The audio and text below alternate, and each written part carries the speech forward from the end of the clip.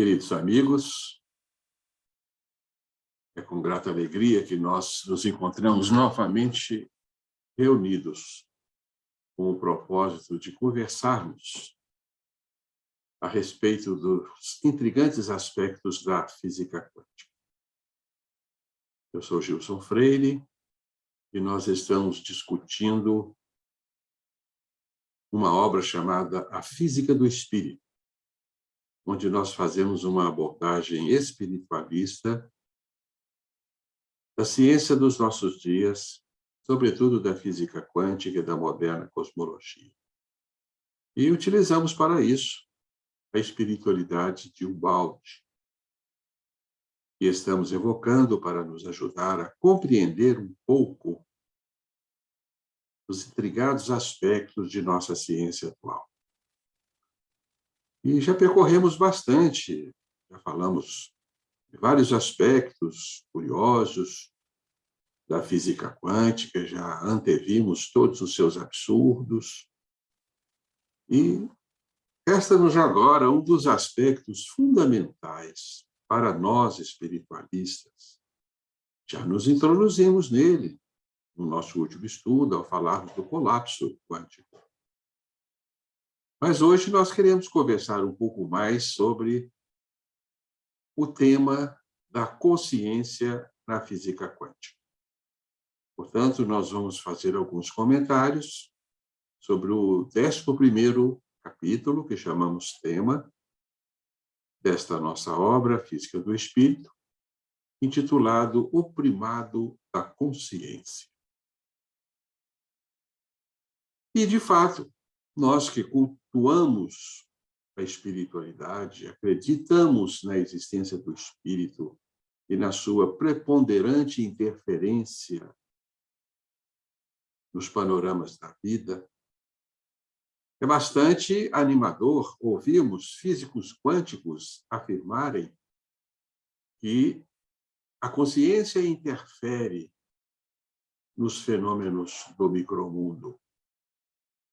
Então, esse é um dos aspectos mais intrigantes para a física convencional e para nós, motivos de satisfação, ouvimos, né?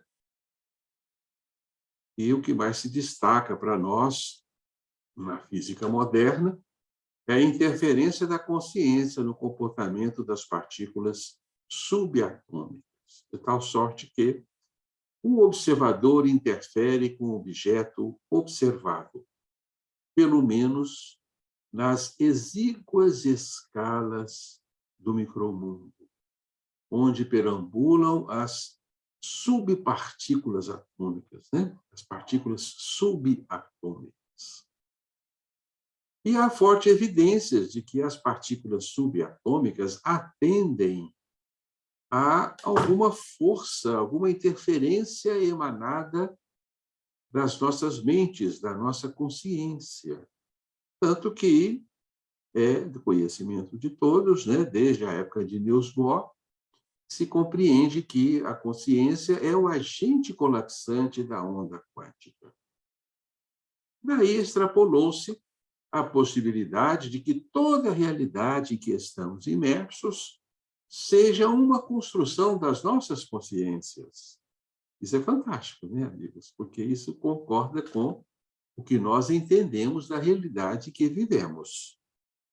Naturalmente que Deus é o Criador de tudo que existe, da matéria-prima que tudo forma, mas nós, como co-criadores, podemos agir nessa matéria-prima substancial, né, da criação e moldá-la a nosso gosto. Então, é bastante provável, sim, que nós tenhamos interferido no processo de criação do nosso universo, e como já falamos também, todos já sabem, porque o nosso universo não é uma criação originária de Deus, porque o nosso universo é fruto de uma derrocada, de uma queda do espírito, e evadiu-se do mundo perfeito, o mundo divino, e, em decorrência de um desmoronamento dimensional, nós criamos a matéria.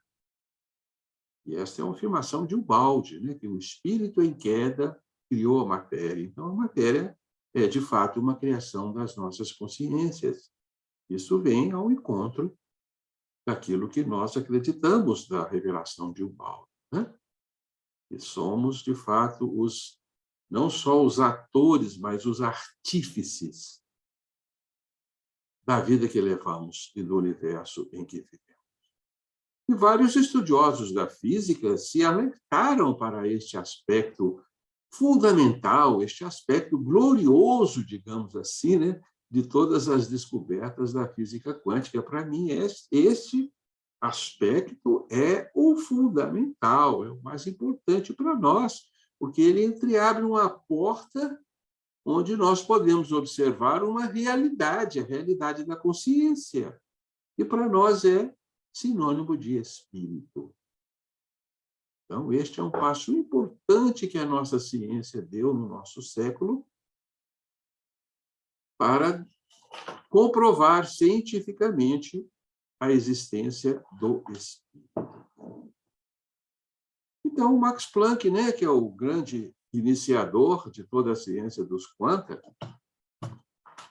ele que fez a primeira proposta, né, para se compreender a física quântica, trouxe à tona o quantum, ele, de fato, compreendeu essa realidade. E ele declara, né, numa de suas obras, fala: vejo a matéria como um derivado da consciência. Então, Niels Bohr, Heisenberg, Schrödinger, von Neumann e outros grandes estudiosos da física quântica chegaram a essa mesma conclusão, né? Por exemplo, o Wolfgang Pauli, né, famoso na física quântica pela descoberta do princípio de exclusão de Pauli, ele afirma, né, que a física e a psicologia devem ser compreendidas como ciências complementares. Olha só. Quer dizer que da física quântica nós vamos evoluir para as ciências que estudam a mente. A psicologia, né, a ciência nobre que estuda a mente. Então, há uma linha contínua da física quântica às ciências da mente, psicologia, que interessante, né? São complementares, né? Pascual Jordan, o físico alemão, né? E participou também do desenvolvimento da física quântica, ele não titubeia, ele fala, né? Observações não só perturbam o que deve ser medido, mas o produzem. Observações não só perturbam aquilo que está sendo medido, mas produzem o que está sendo medido. A observação produz a realidade, né? Capra, então, exalta bastante isso na sua obra, né? O tal da física, com muita ênfase, né? E ele fala também, a consciência é um dos aspectos essenciais do universo que deverá ser incluída em todos os estudos dos fenômenos físicos, todas as teorias dos fenômenos. Então, a consciência faz parte, é um elemento que integra os estudos da física. Olha que interessante, onde que os físicos chegaram? Os físicos chegaram no campo psíquico. Isso é maravilhoso, gente. Isso mostra, então, que todos os caminhos da vida desaguam no espírito. Tudo está cheio de espírito, né? Tudo é espírito no santuário da natureza. Isso é André Luiz que nos diz. E tudo é espírito, né? Tudo está cheio de deuses ou espíritos, né? É uma frase do Tales de Mileto, né? Do século, os pré-socráticos lá, né? Do século V a.C., né? Então, de fato, isso é extraordinário, né? Alan Wolff, outro físico quântico mais moderno, ele fala enfaticamente, né? Nós criamos a realidade. A realidade é uma criação nossa. E ele ainda propõe que a não localidade, aquilo que está além do espaço-tempo, seja o campo da consciência. Olha que coisa extraordinária. Eu fico emocionado quando vejo isso, né? Quer dizer, o Alan Wolff também descobriu que A não localidade é uma dimensão do espírito, é onde está ancorada a nossa consciência, a dimensão do espírito, a dimensão divina, é o mundo divino, né? Então, diz ele que a não localidade é pura consciência, é uma identidade, então, né? Entre esse aspecto, que para os físicos racionalistas nada mais é do que um fenômeno físico, mas muitos estão, então, unindo esse aspecto sutil da realidade à manifestação da consciência. Isso traz a consciência para o primeiro plano. Por isso estamos chamando, né, essa nossa conversa de hoje de o primado da consciência. A consciência é a principal.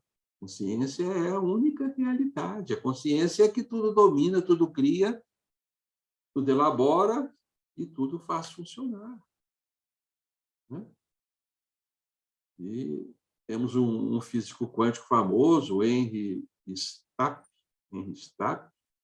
ele é veemente em defender a participação da consciência nos processos quânticos. Escreveu um livro famoso, que infelizmente não tem tradução em português, né, que se chama Mecânica Quântica e a Participação do Observador, um livro de 2007, né?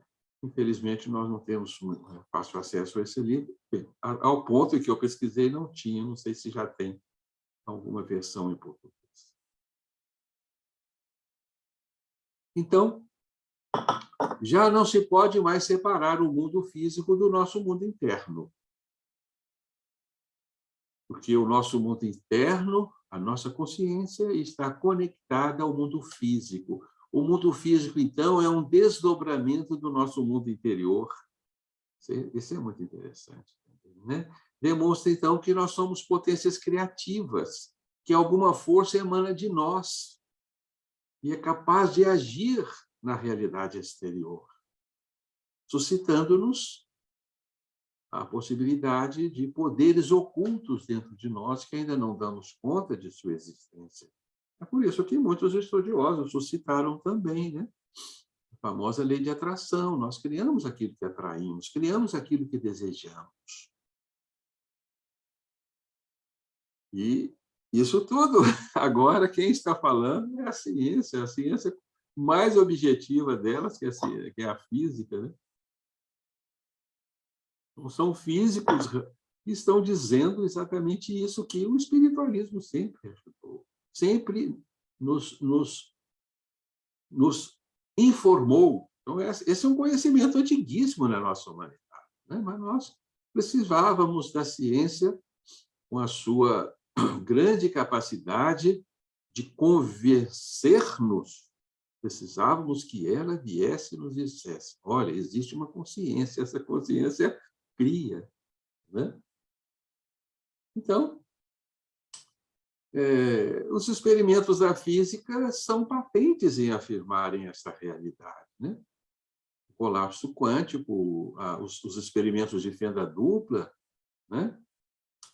E, por exemplo, existe um experimento interessantíssimo na física quântica chamado a escolha retardada, em que você coloca um fóton em direção a duas fendas, e nós sabemos que o comportamento do fóton, quando ele encontra duas fendas, ele se divide em dois e atravessa as duas fendas, né? E se ele encontra uma fenda só, ele atravessa só aquela fenda. Então, o experimento da fenda dupla é muito interessante, e ela vai depender daquilo que você escolhe. Um aparato de duas fendas ou um aparato de uma fenda só. Mas tem aqueles experimentos de escolha retardada, em que você solta o fóton, depois que o fóton está caminhando, você troca, você engana o fóton. Então, você tem lá uma fenda só e solta o fóton. Aí você tira aquela e põe um anteparo de duas fendas, depois que o fóton já atravessou aquele aparato. E não é que o fóton obedece ao que foi escolhido depois que ele já passou? Como é que pode isso? É uma escolha retardada exatamente por isso. O fóton atravessou, não chegou no anteparo ainda, mas você trocou as fendas. O fóton, então, lê lá atrás, no passado, e fala assim: olha, eu tenho que me comportar como onda e não como partícula, escolha retardada. É como se ele voltasse no passado, ou como se o passado não interessasse para ele. Esse experimento foi proposto por John Wheeler em 1978, mas era difícil de ser realizado, porque o fóton é extremamente rápido, né? A velocidade da luz, como você manipular esses instrumentos na absurda velocidade do fóton. Mas, em 1907, conseguiu-se um desenvolvimento tecnológico para realizar esses experimentos. E atestou-se que é assim. O fóton atende ao pedido do observador, não importa se ele já atravessou as fendas. Você troca as fendas, ele atende o seu pedido da mesma forma.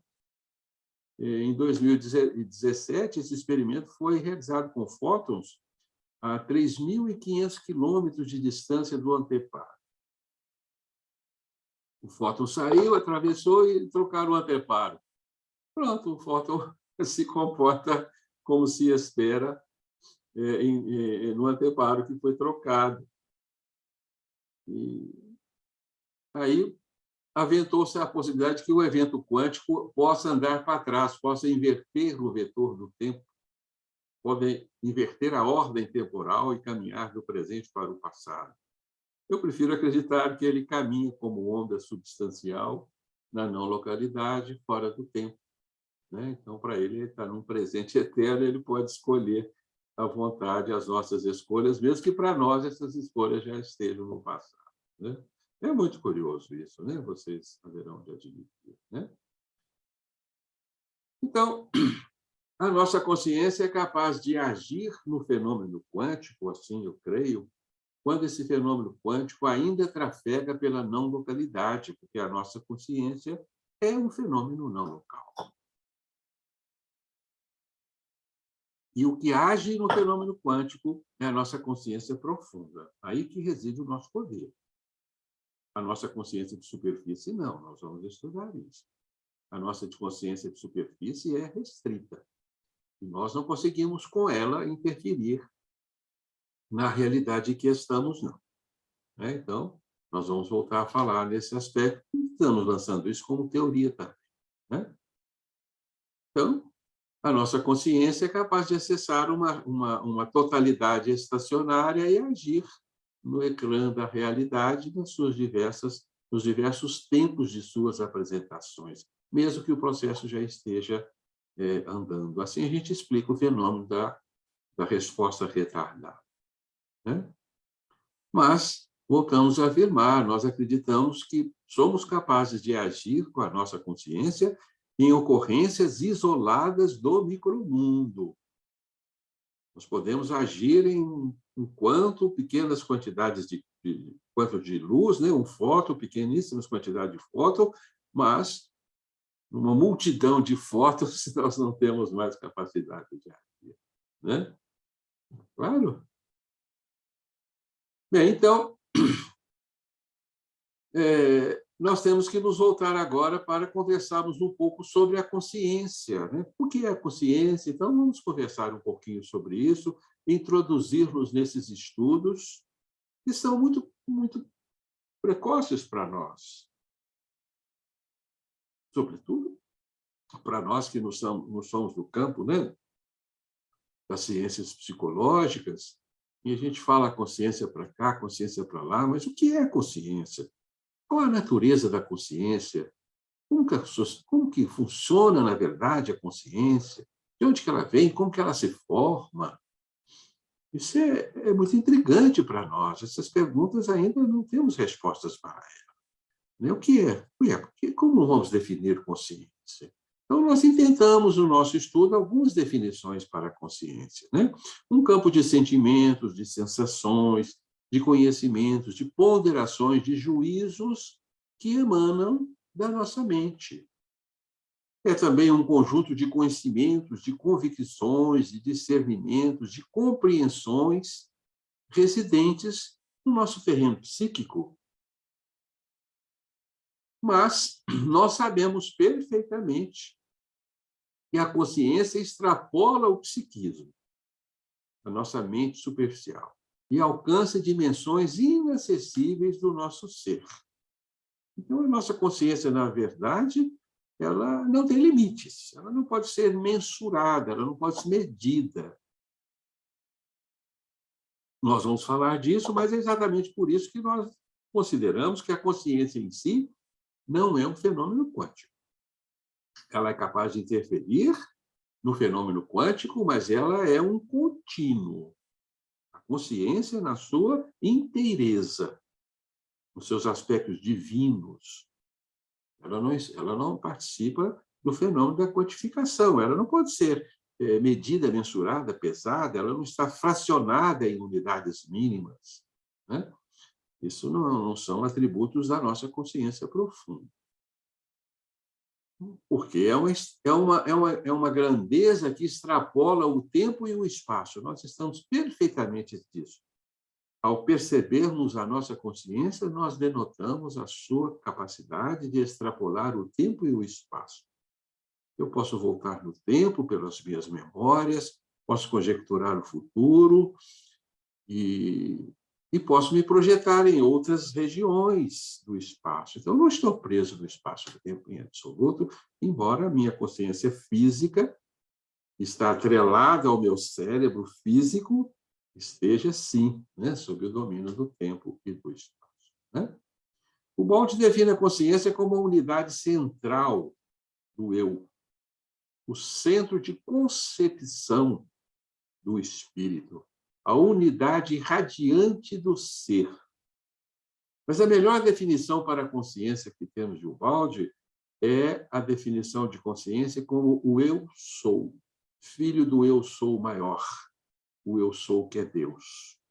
Então, se você é capaz de sentir em você e perceber-se você como um ser que existe, você é uma consciência. Aí consciência coincide com espírito. Né? Quando eu digo, né, eu sou, né? Eu penso, logo existo, né? O famoso refrão de Descartes, né? Nós estamos, então, evocando a nossa capacidade de ser e de existir, que define em nós um ser consciente, um ser senciente, um ser perceptivo de nós mesmos e da realidade. Então, outra definição de consciência é o hálito do espírito, o campo de expressão do ser. É onde o espírito transpira, respira. O espírito transpira consciência. Então, consciência é um atributo divino. É feito de um substrato divino incompreensível por nós. Portanto, a consciência é eterna, a consciência sobrevive à destruição do corpo, antecede a formação do nosso corpo, né? Ela destila personalidades, mas a consciência é realmente o Filho de Deus. É o que Deus criou. Deus criou consciências, espíritos, seres diáfanos, seres feitos de pensamento puro. Então, a consciência é o sopro do Criador. É o resultado da expiração divina, do ingênito hálito divino. Portanto, a consciência não tem princípio, não tem fim, como não tem limites, porque ela é o próprio hálito divino. Isso deveria nos agraciar, né? Como a Sônia nos citou aí, o Paulo, né? Somos santuários de Deus. E nós somos parcelas não delimitadas da consciência divina. Eu sei que é um contrassenso falarmos de parcela e de algo não delimitado, porque parcela por si é um limite, né? Mas é nessa incongruência que nós queremos situar o conceito de consciência, porque a consciência não tem limites.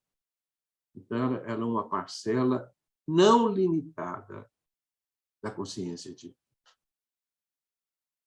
Nós vamos falar um pouco, né, da gênese da consciência no nosso próximo encontro, né?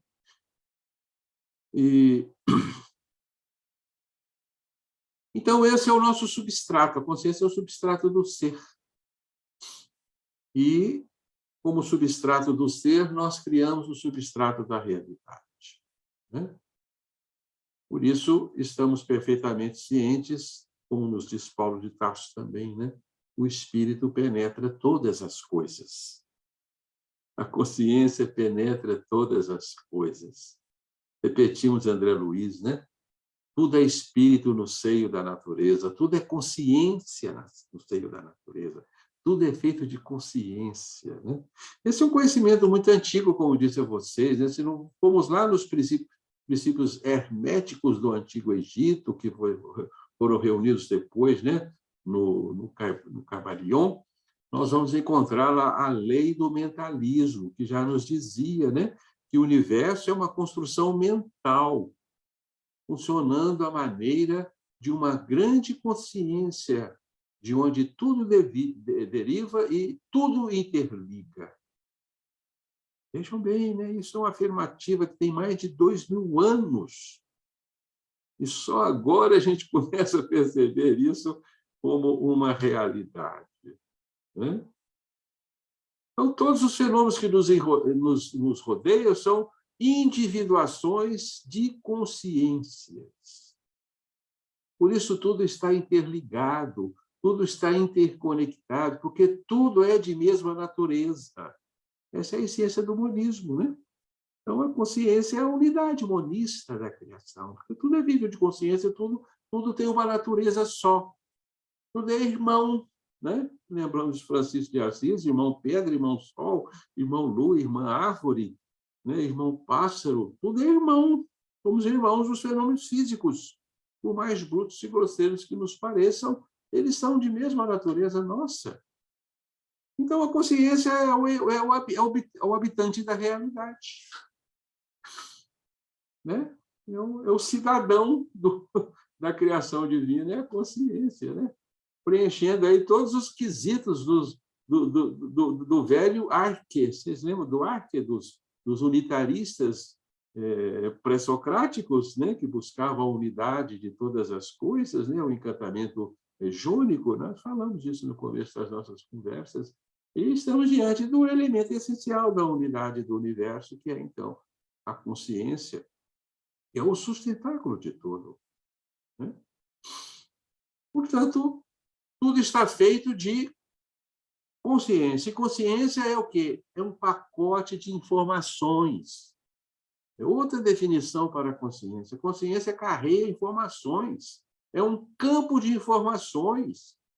Por isso, onde incide a consciência transmite informações. Por isso, todos os fenômenos estão organizados em leis e princípios que destilam da consciência. O átomo é um conjunto de informações. As partículas atômicas são conjuntos restritos de informações. E essas informações trazem ali o papel que ela vai executar, a forma como ela vai se manifestar, os princípios que a dirigem. Do contrário, o universo seria um caos imenso, né? Se não houvesse essa identidade de princípios carreados pelas consciências, que faz com que tudo que existe são pacotes de informações, nada mais do que isso, né? Teve um físico quântico que fez uma observação interessante, sabe, que eu guardei. Ele dizia assim: eu descobri que tudo é um conjunto de informações que podem ser matematizados e expressos em fórmulas. Ele falou assim, ó, ele disse que havia descoberto que não havia nada na mulher dele, que a mulher dele era uma abstração, era um campo de informações, era um conjunto de equações infinitesimais, era só isso que tinha na mulher dele, mais nada. Mas ele era muito esperto para não proferir essa opinião na sua casa. Para falar que a mulher dele não era nada. Então, nós não somos nada, nós somos ilusões, né? Construções ilusórias. Assim como todo o universo é uma construção ilusória, os Vedas já nos haviam dito isso, né? No conceito do grande Maia, né? E assim, é uma pena, né, que um dos conceitos brilhantes que surgiu no início do século XX, aí, final do século XX, início do século XXI, o desenho inteligente, né, inteligente design, foi uma teoria muito debatida, e os racionalistas não a aceitaram, né? Os materialistas não aceitaram a tese do desenho inteligente, mas é brilhantíssima essa teoria, falando que tudo tem um desenho, tudo tem um esquema diretor, tudo tem um pacote de informações que dá uma orientação a todos os fenômenos. E no mundo animal, no mundo vegetal, né, faz com que os vegetais, os animais, mesmo que inconscientes, saibam como viver, como desempenhar o seu papel, realizar as suas vidas e em busca das suas necessidades de sobrevivência, né? E se comportem da maneira como se comportam, de uma maneira inteligente, né? São pacotes informacionais. E há um desenho extremamente coerente em toda a natureza, que se repete em formas absolutamente muito bem desenhadas. Olha um caracol, que desenho maravilhoso, uma rosa. Parecem projetos de arquitetos, né? Que criam formatos extremamente bem compostos, né? Desenhados nas proporções áureas, na sequência de Fibonacci, obedecendo a fundamentos da natureza que ninguém sabe de onde vem.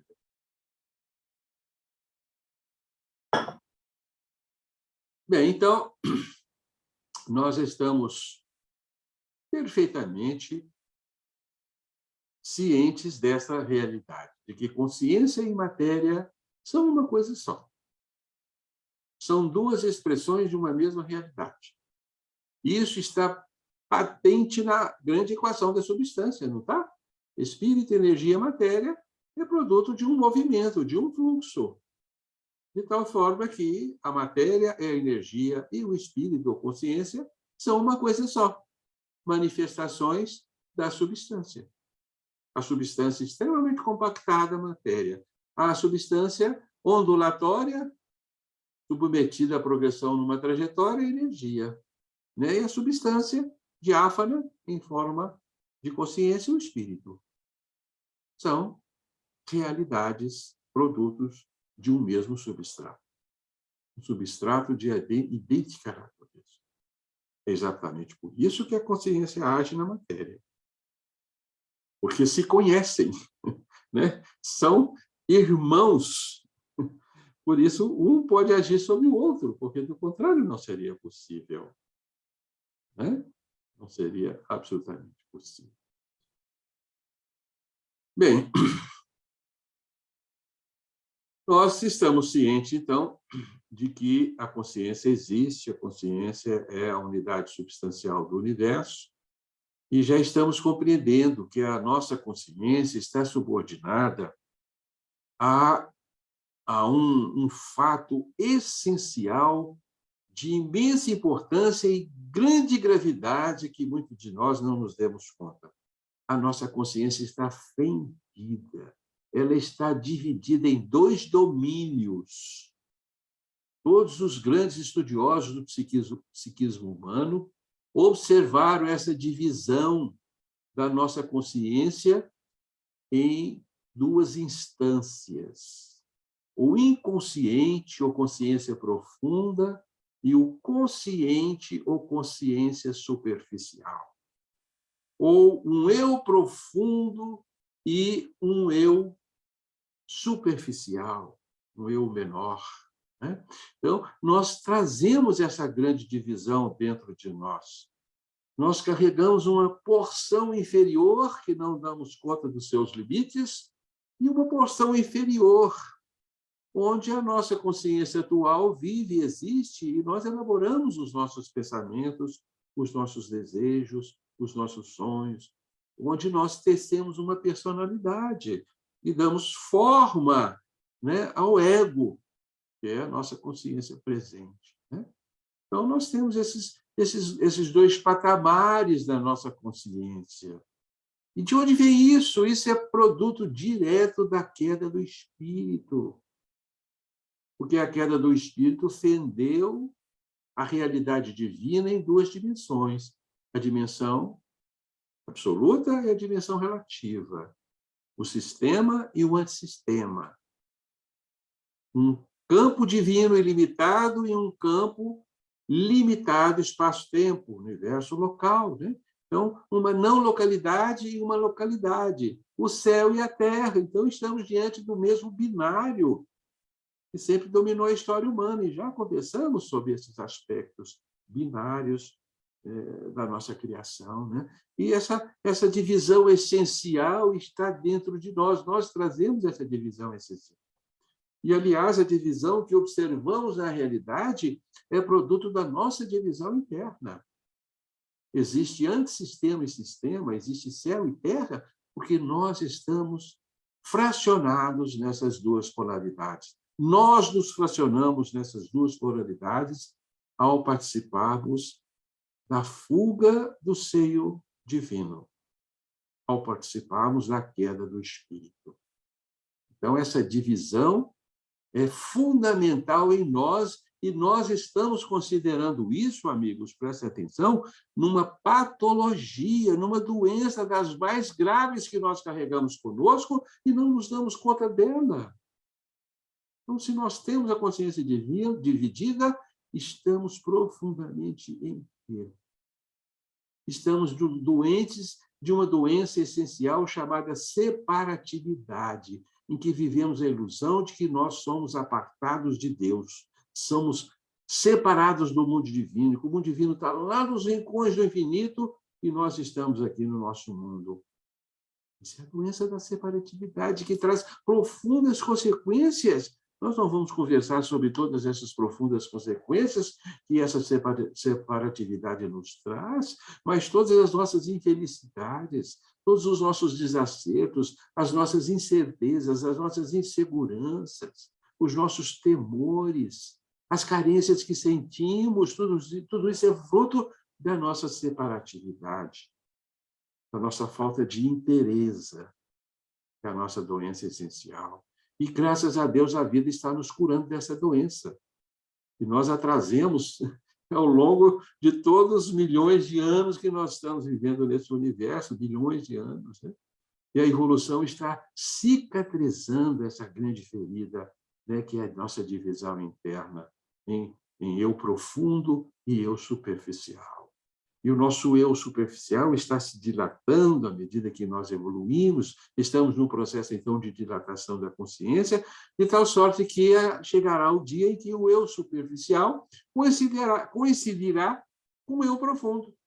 A consciência de superfície estará do mesmo tamanho da consciência superior, então nós coincidiremos com a consciência divina, estaremos integrados no sistema. Então, a vida está cuidando desta nossa ferida, né? Está nos levando a esta inteireza, né? Claro, amigos. Bem, então, quando falamos em gênese da consciência, nós poderemos abordar tanto a gênese da consciência profunda quanto a gênese da consciência superficial. Nós usamos um termo que é de Teilhard-Chardin, né, que é noogênese, nous, né, é um termo grego que remete para pensamento, para essência, para inteligência, para a consciência também, né? Então, noogênese é gênese da consciência, né? E a consciência irradia um campo, tanto a consciência profunda quanto a consciência superficial irradiam campos, né, que chamamos de noosfera, campo de projeção da consciência, né? E nós vamos voltar a estudar, então, mais à frente, essas duas particularidades, né, da consciência superficial ou a consciência profunda, né? Claro, irmãos. De forma que o que nós chamamos de inconsciente é a totalidade da nossa consciência, onde está, então, a consciência superior e a consciência inferior, tá certo? Nós não vamos fazer uma distinção muito grande desses termos, mas nós vamos usar mais a terminologia de consciência superior e consciência superficial para ficar mais claro para nós, tá? Então, a consciência superior para nós, ela engloba tanto o inconsciente superior quanto o inconsciente inferior, porque nós temos o nosso inconsciente, as lembranças de todas as nossas experiências do passado, que funciona, né, nos porões do nosso subconsciente, que faz parte do inconsciente também, né? Tá claro? Lembrando a vocês que muitos estudiosos estudam a consciência dividida em 3 instâncias, né? O subconsciente, o consciente e o superconsciente. E nós vamos encontrar isso lá em Ubaldi, né? O próprio Ubaldi, ele estuda a consciência, né? nesses 3 andares, né? O psicólogo, o psiquiatra e psicólogo italiano, né? Que era escritor também, é o Roberto Assagioli, né? E ele faz também um estudo profundíssimo da consciência dividida nessas 3 casas, né? As 3 casas mentais, que é apresentado também por Chico Xavier no livro o livro No Mundo Maior, né?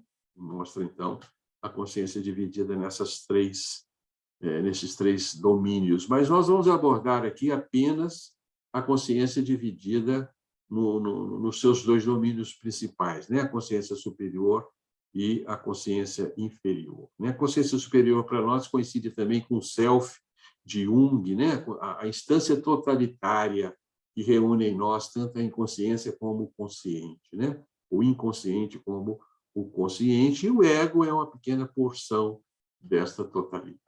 Tá? Bem, então,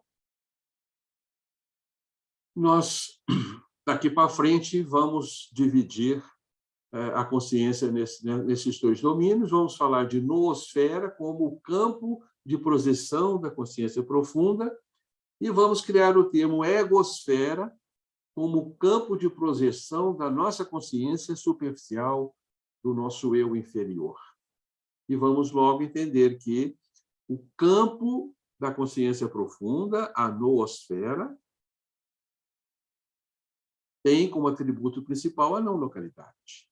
Na consciência profunda, nós somos fenômenos não locais.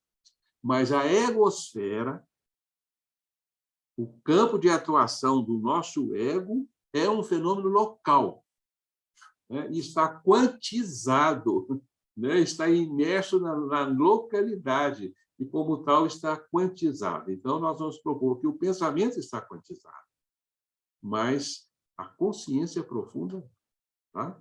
Então, a nossa mente, o nosso psiquismo de superfície, atrelado à nossa massa cerebral, essa está quantificada, né? E nós vamos abordar isso mais adiante, né? Tá claro? Então, na egosfera, nós estamos sujeitos às intempéries do espaço e do tempo. Nos sentimos apartados do todo, ao mesmo tempo que continuamos existindo como seres espirituais plenos, conectados ao divino como fenômenos não locais. E nós já havíamos falado disso com vocês, então nós somos os próprios gatos de Schrödinger, né? Nós somos reais e irreais ao mesmo tempo. Nós somos onda e matéria, somos espírito e corpo. Somos vivos e mortos, vivos como espíritos eternos que somos, mortos como habitantes da matéria que morrem, sujeito ao fenômeno da morte, da desintegração, né? Então, somos vivos e mortos. Então, vivemos essa dualidade, esse estado de sobreposição entre o ego inferior e o ego superior. Claro? Tá, né? Agora dá para a gente falar desses termos, né? Tá claro? Então, como seres caídos, nós transportamos nos arcanos da alma essas 2 instâncias. E facilmente podemos antever uma espécie de embate entre elas. Os seus impulsos se digladeiam. Por isso, nós somos personalidades conflituosas.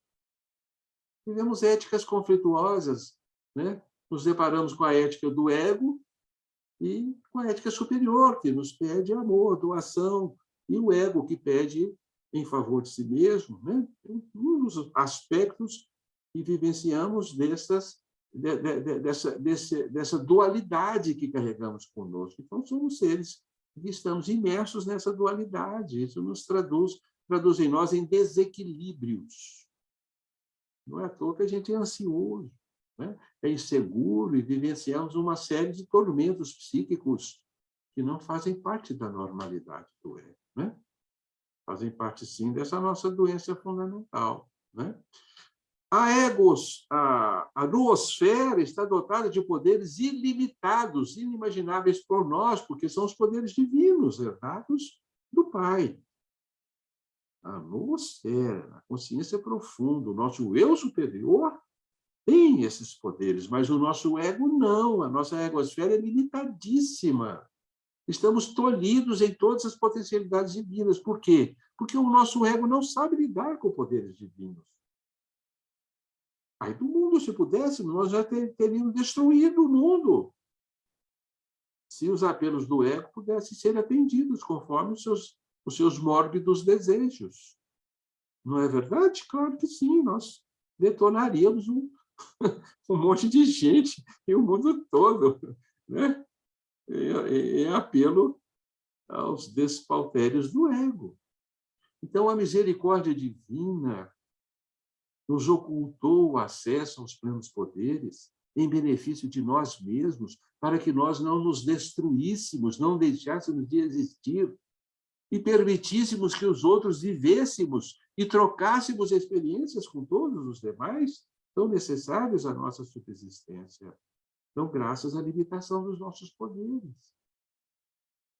Devemos, então, agradecer, mas esses poderes nós não os perdemos, são nossos, é um legado divino em nós, e nós iremos recuperá-lo como estamos recuperando-os paulatinamente aos poucos. Então, nós somos seres extraordinários, somos santuários divinos, como me disse o Paulo, né? Nós detemos conhecimentos e nem mesmo sabemos que detemos. Vejam por vocês, nós construímos o corpo. Nós conhecemos anatomia muito mais que os mais exímios anatomistas da Terra, conhecemos bioquímica muito mais do que os mais sábios bioquímicos da Terra, porque, meu Deus, nós criamos a bioquímica que nos sustenta. Nós conhecemos as interações biomoleculares. Temos esse conhecimento todo detido em nós. Nós sabemos construir o nosso DNA, que tem cerca de 3 bilhões, né, de moléculas e 33 mil pares de genes na sua extrema complexidade. Ali tem os desenhos das proteínas que nós utilizamos no processo de vida. Nós sabemos fazer isso. Então, nós detemos um conhecimento que extrapola em muito a nossa razão de superfície, né? Claro. Então, nós estamos num processo de dilatação da consciência, onde nós estamos então, recompondo a inteireza do nosso ser.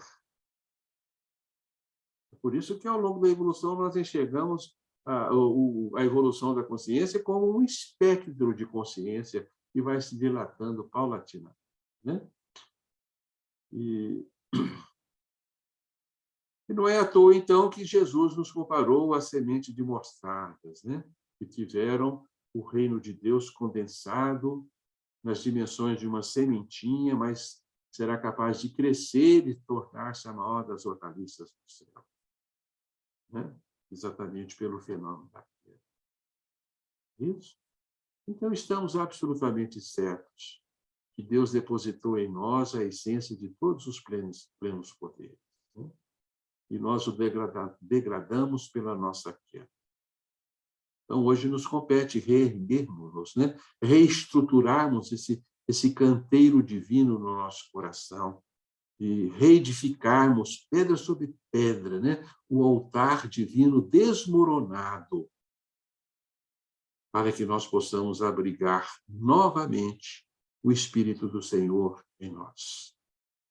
Porque assim como sabemos que Deus vive em nosso coração, nós devemos descobrir também que nós vivemos no coração de Deus. Bem, amigos, vamos compartilhar aqui um nosso PowerPoint.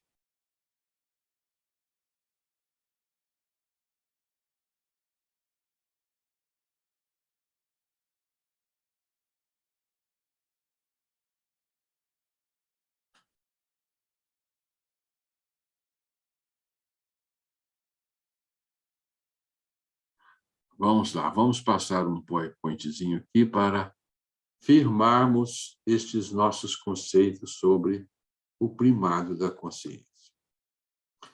Então, nessa imagem aí desses dois mergulhadores, nós temos a realidade que nós vivemos. O oceano em que estamos mergulhados é a consciência divina. Nós estamos imersos na consciência divina. E somos esses mergulhadores aí que vivem como se estivessem apartados deste oceano. E nós iluminamos uma pequena porção ao nosso derredor, enxergamos uma pequena porção deste oceano divino, que é aquela pequena área onde nós somos conscientes. Então, nós somos conscientes nessa pequena fração de luz ao nosso redor.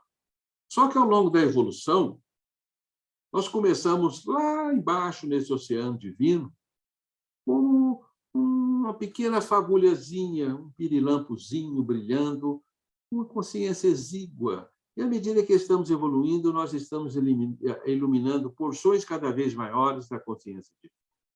Então, logo, aquele pirilampozinho se transformou numa lamparina, num lampião, né, numa luzinha elétrica fraquinha, incandescente, né, numa lâmpada de maior poder, até que nos transformamos num farol capaz de enxergar um pouco mais longe, né? Talvez estejamos nesse ponto aí, mas nós temos ainda que ampliar ainda mais a nossa consciência, de tal forma que consigamos iluminar todo o oceano que nos rodeia.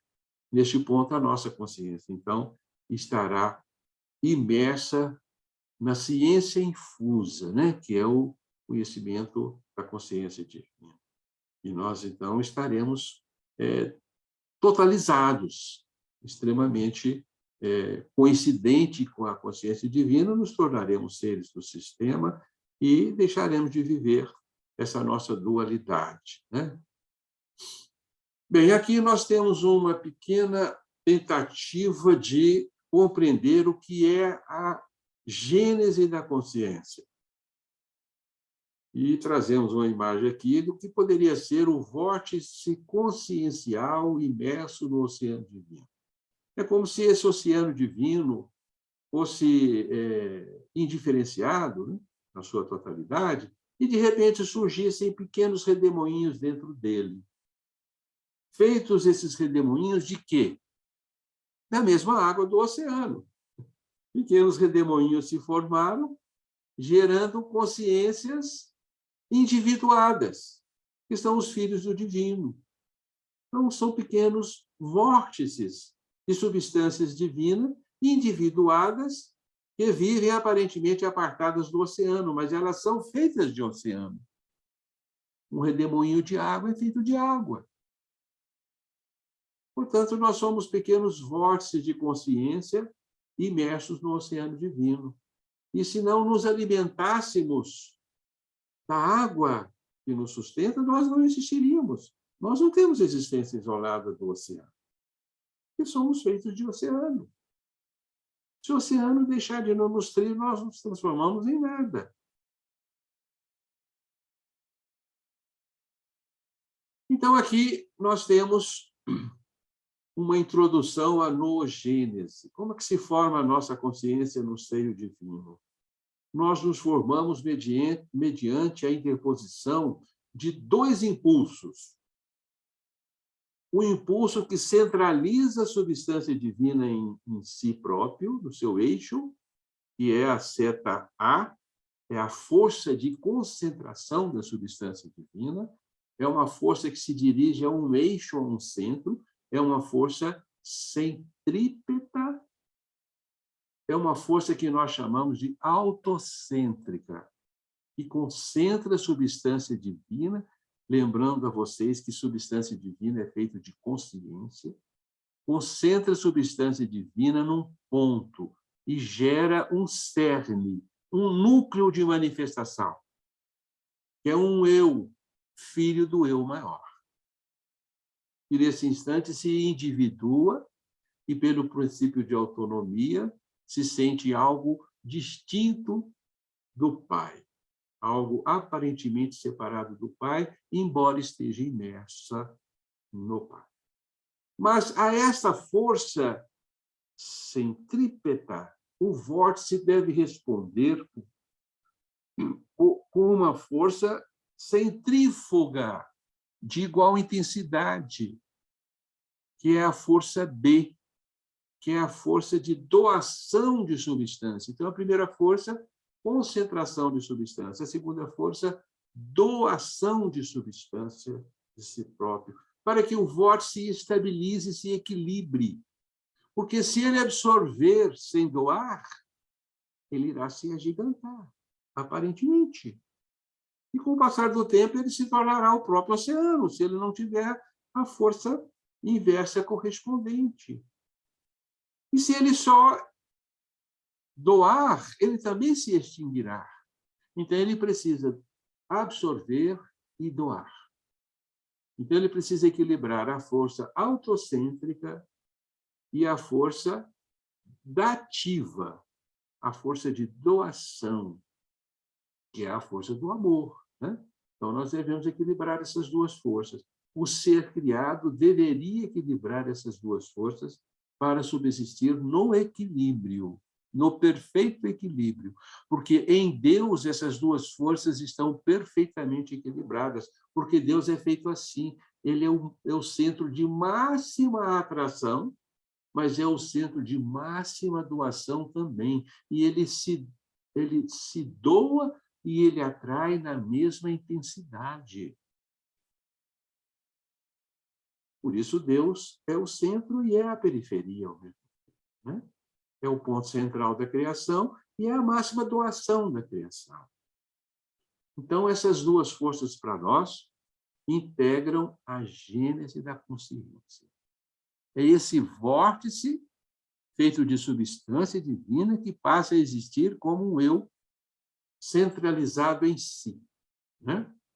O Baldo chamou a força A, a força centrípeta, né? Centrípeta, chamou de egocentrismo. Nós preferimos chamá-la de autocentrismo, porque nós vamos ver que o egocentrismo é a degeneração do autocentrismo. O autocentrismo é uma força necessária à consubstanciação do ser, à gênese do ser. Tá? E ela se equilibra com a força centrífuga, que é a força dativa, né? E nós vamos ver depois, ao estudarmos o fenômeno da queda, que havia uma possibilidade de interferirmos no equilíbrio dessas duas forças. E alguns filhos de Deus tiveram a intenção de reforçar a força autocêntrica, com a intenção de serem o centro da criação, em detrimento da força dativa, gerando um processo de inversão do eu. Nós somos seres invertidos, né? E o produto dessa inversão é a matéria, né? Então, aqui está outro desenho muito bonito, né, de um iceberg, mostrando que o que nós enxergamos é uma pequena ponta de uma grande profundidade, de uma enorme massa mergulhada no oceano. O oceano aí é a consciência divina, né, e a parte mergulhada é o nosso eu profundo, que não deixou, né, de enraizar-se no universo divino. Mas, pelo fenômeno da queda, nós participamos de uma divisão interna, onde nós vivenciamos, então, uma aparente existência fora do oceano, né, que é a porção do iceberg que está na superfície, é o nosso eu superficial, chamamos também de ego, que vivencia, então, o universo físico relativo à localidade, e continuamos vivendo lá na superfície como seres ancorados na não localidade. Aqui temos o espectro da consciência, em que observamos, então, que a nossa consciência é totalmente denegrida no átomo, totalmente encerrada em si mesma, morta para a realidade exterior. Aqui nós temos o verdadeiro não-ser, embora o ser não tenha morrido. E à medida que a evolução se processa do mineral, vegetal, animal, hominal, angelical, arquangelical, até o divino, nós temos, então, um processo de iluminação da consciência e que o espectro vai se tornando-se, né, cada vez mais diáfano, cada vez mais aberto, cada vez mais iluminado, né? E nessa gravura aqui do espectro da consciência, nós temos aqui a imponderabilidade da consciência, né, o campo diáfano em que ela existia.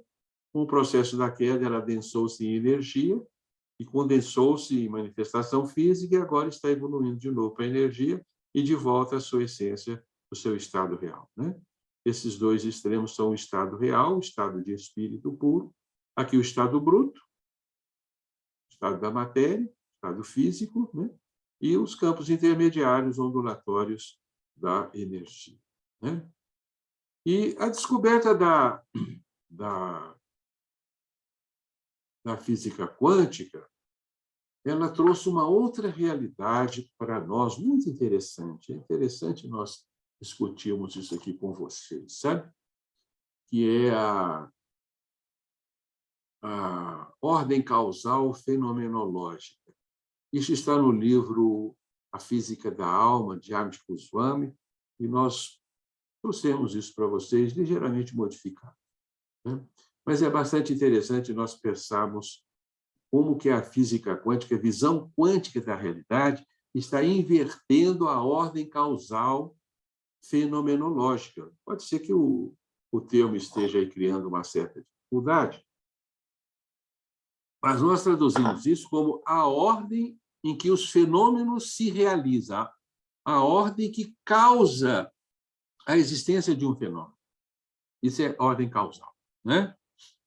Então, segundo a ciência clássica, a visão clássica da ciência, a realidade parte da existência da matéria. Os átomos e suas forças interativas existiram por obra do acaso, se reuniram, formando moléculas. As moléculas se combinaram e criaram células.